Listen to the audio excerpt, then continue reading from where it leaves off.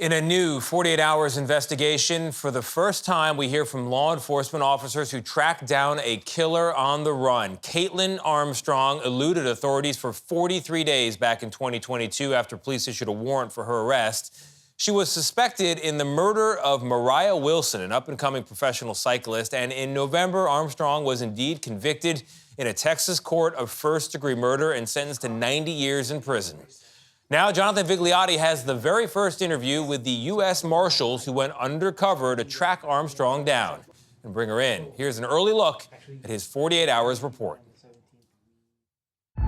In June 2022, 1 month after Kaitlin Armstrong, suspected of murdering Moriah Wilson, disappeared, Deputy U.S. Marshals Damian Fernandez and Amir Perez traveled to Costa Rica.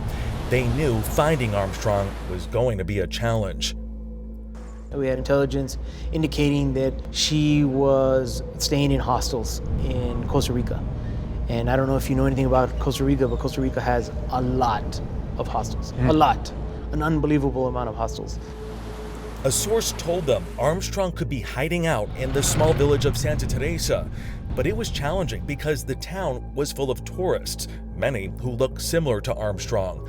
The Marshals would later learn that Armstrong had also used different names and had changed her appearance.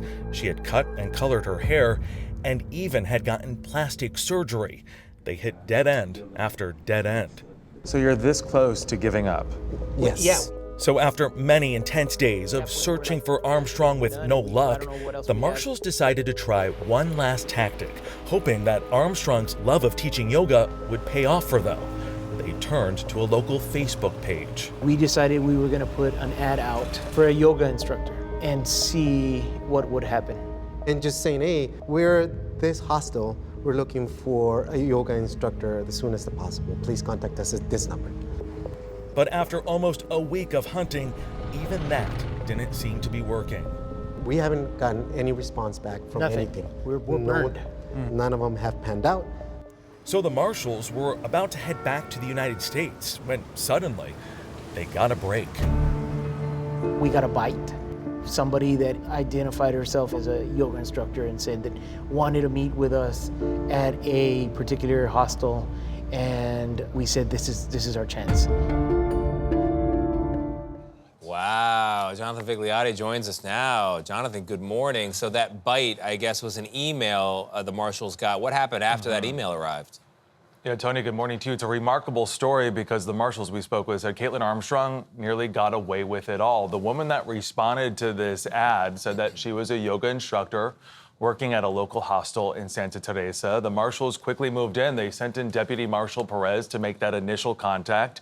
He had been studying images of her for several weeks, but what's remarkable, when he came face to face with her there, pretending to be a tourist, he said he didn't recognize her at first until his eyes locked with hers, and that's when he realized they had found the woman that they had been searching for. It was later discovered that she got plastic surgery, specifically to change the shape of her nose.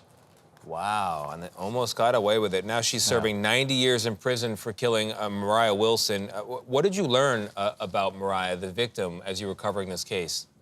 Moriah Wilson, she went by Mo, an incredible woman, very smart. She studied at Dartmouth engineering, but she was ultimately driven by pro gravel bike racing, and she wanted to get more women involved in the sport. She quickly rose to the top of the sport and was incredible at what she did. But despite all of her career achievements, everyone we spoke with said she was a remarkable woman because she was so caring, so supportive. And ultimately, everyone said she just had no idea she was at the center of what would become this deadly love triangle. Jonathan Vigliotti. Jonathan, thank you very much. You can watch Jonathan's full report capturing Moriah Wilson's killer on 48 Hours tomorrow night at 10/9 Central, right here on CBS and streaming on Paramount+.